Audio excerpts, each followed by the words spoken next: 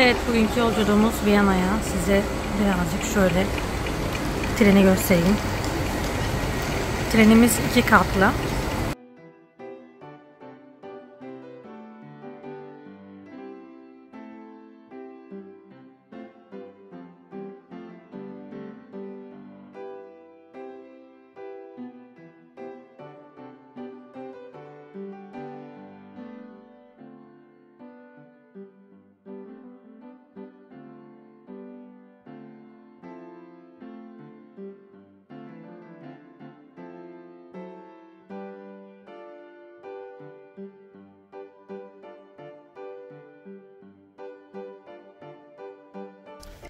Evet, Viyana'da müze caddesine geldim. Burada birbirine yakın çok sayıda müze var. Şimdi onları gezeceğim. Size de etrafı göstereyim. Bugün pazar günü olduğu için çok sakin.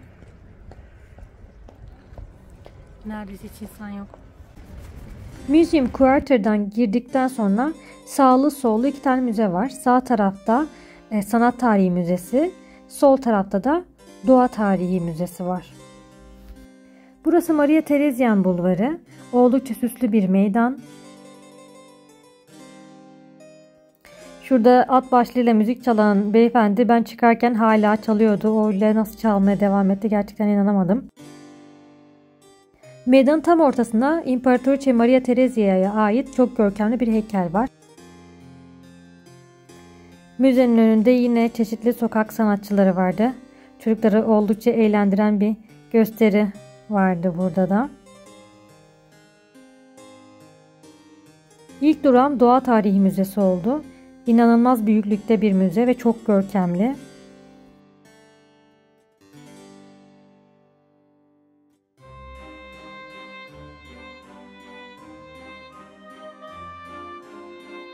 Mineraller bölümünden başlayarak gezmeye başladım. Hemen girişte 2 tane kocaman ametist taşı bulunuyor. Müzenin içeriğinin yanı sıra dekorasyonu da beni acayip büyüledi. Çok güzel bir müze. Dünyanın birçok yerinden toplanmış çok sayıda, çok değişik çeşitlerde ve şekillerde mineraller bulunuyor ilk kısımda. Bu gösterdiklerim sadece herhalde belki 1/10, belki de daha azıdır.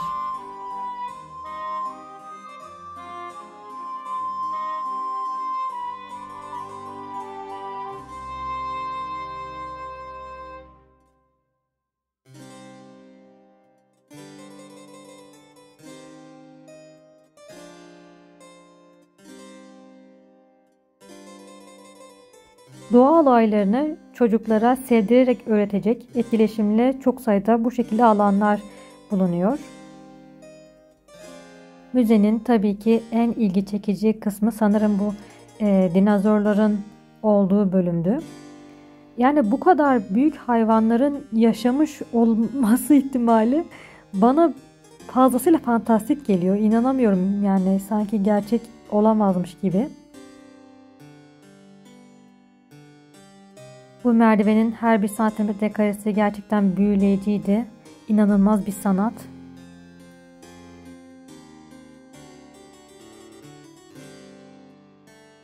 Bir sonraki duram Hofburg yani İmparatorluk Sarayı oldu. Burada atlı arabalarla ya da şu gördüğünüz arabalarla geziler düzenlenebiliyor. Ayrıca burada Efes'ten çıkarılan ürünlerin sergilendiği bir Efes Müzesi bulunuyor. Ancak kendi ürünlerimizi çıkarıp tekrardan bize parayla bunları sergilemeleri fikri çok hoşuma gitmediği için buraya girmedim. Kendimi bir anda bir Hindistan festivalinde buldum. Viyana'da bu kadar çok Hintlinin yaşadığını bilmiyordum açıkçası. Ellerinde böyle meyve tabaklarıyla geziyorlardı. Tam olarak ne olduğunu anlamak için birazcık içlerine girdim. İlk başta protesto ediyorlar sandım. Çünkü çok yüksek sesle bağırarak bir şeyler söylüyorlar. Sonra yerleri böyle çıplak ayaklı yerleri sildiklerini gördüm. Sonradan şu ilerideki kamyonda onlar için önemli olan, kutsal olan bir ürünün taşındığını, o yüzden de yerlerin bu şekilde temizlendiğini öğrendim.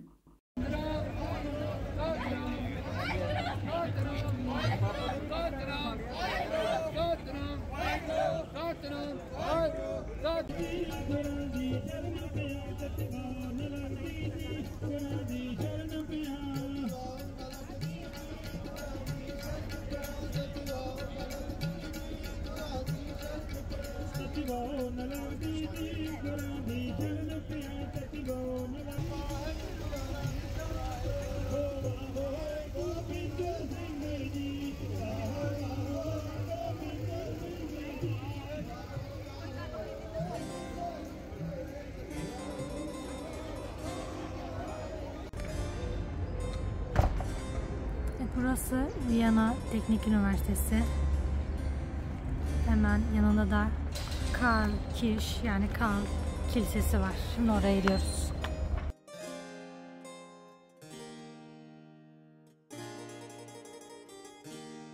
Karl Kirch'te bir Karkar gösterisi.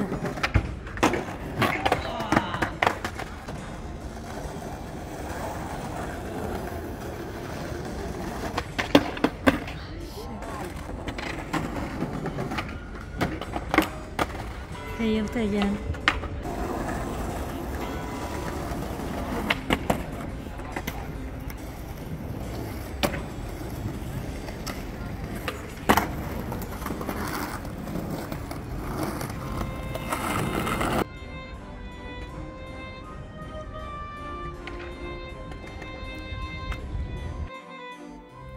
Burası oldukça görkemli ve büyük bir kilise.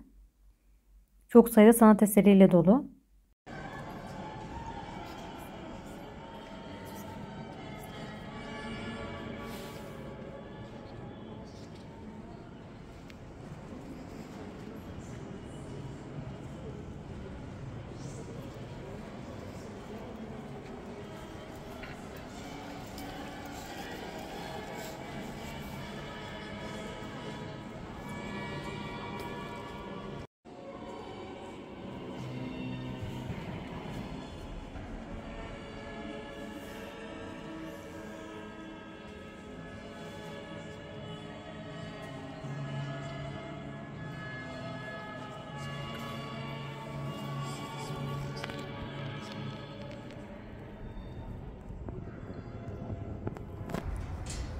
Kirch'den panoramik.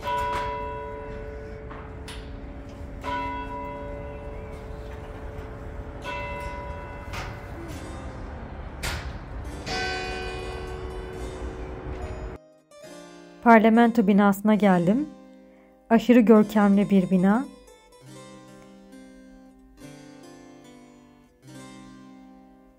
İnsana Avusturya Senatosu'na girme isteği verecek kadar görkemli.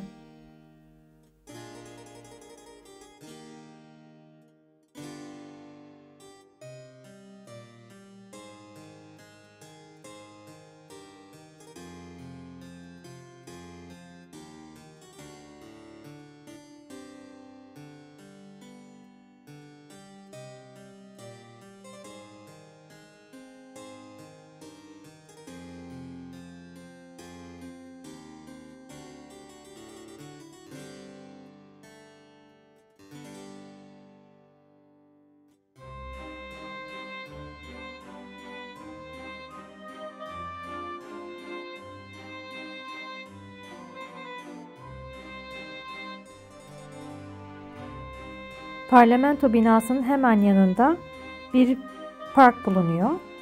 Parkın içinde de Rathaus yani belediye binası var. Bu parka da o yüzden Rathaus Park diye geçiyor. Rathaus o kadar görkemli ki başta çok önemli bir kilise olduğunu düşünebilirsiniz. Ben de öyle olduğunu zannetmiştim ancak bir belediye binası. Şimdiye gidip yakından bakalım.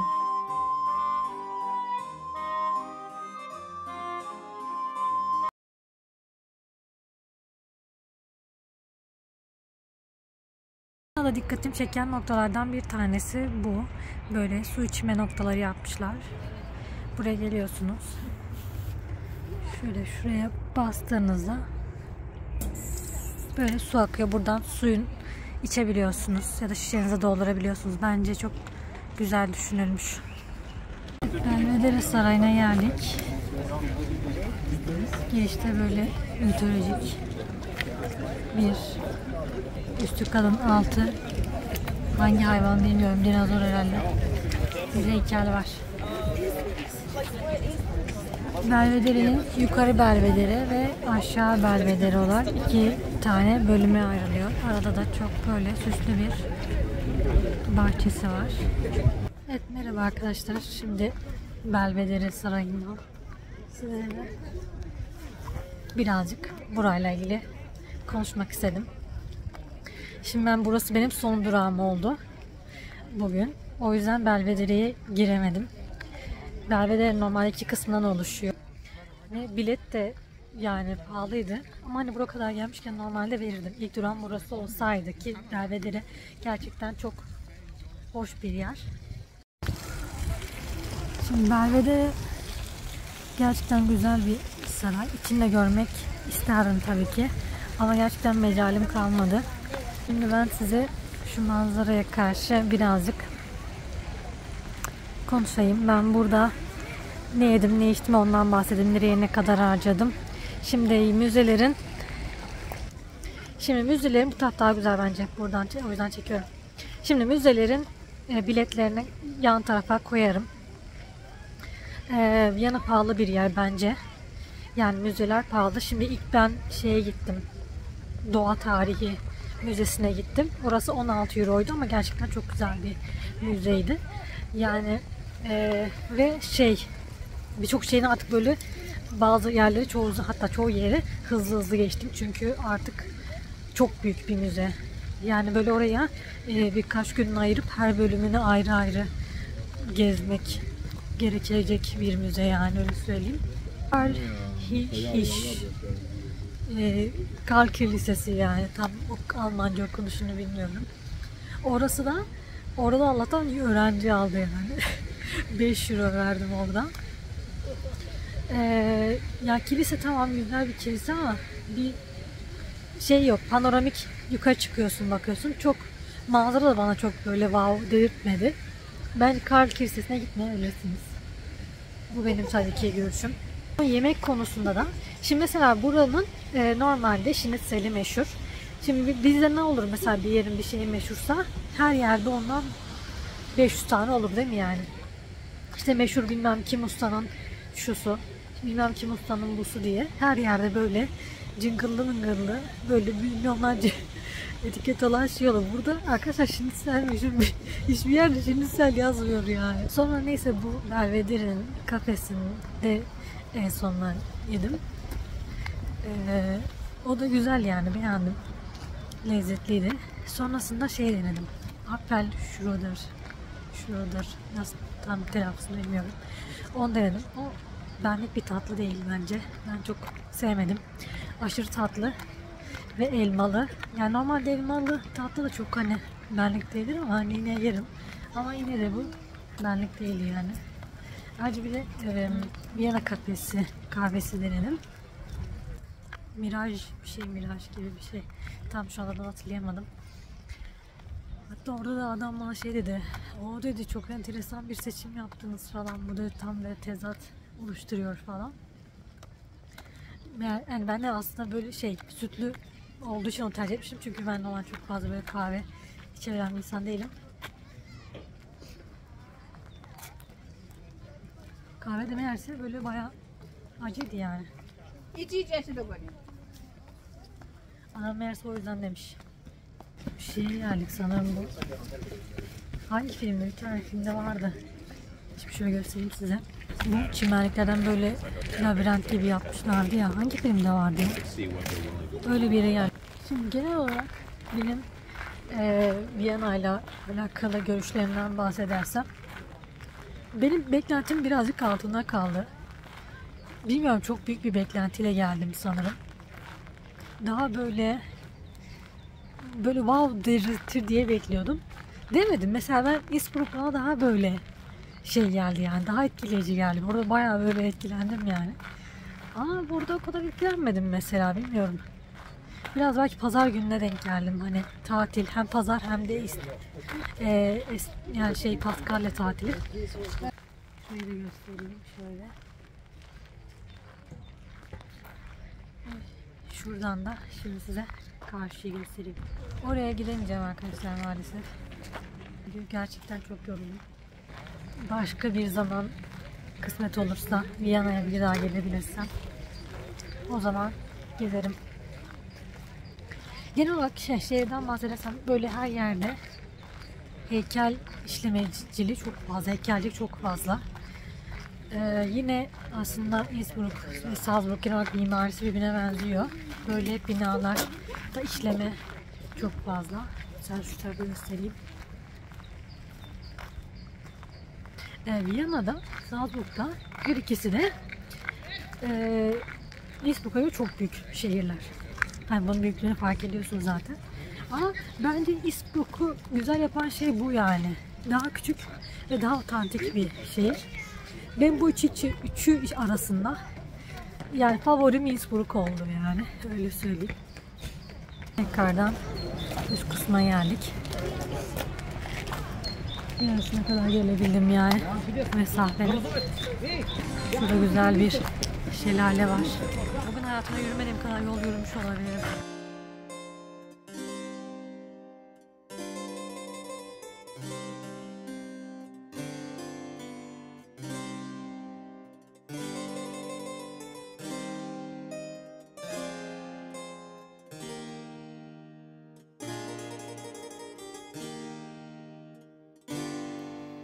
Evet, Viyana gezim Belvedere Sarayı'nda son buldu.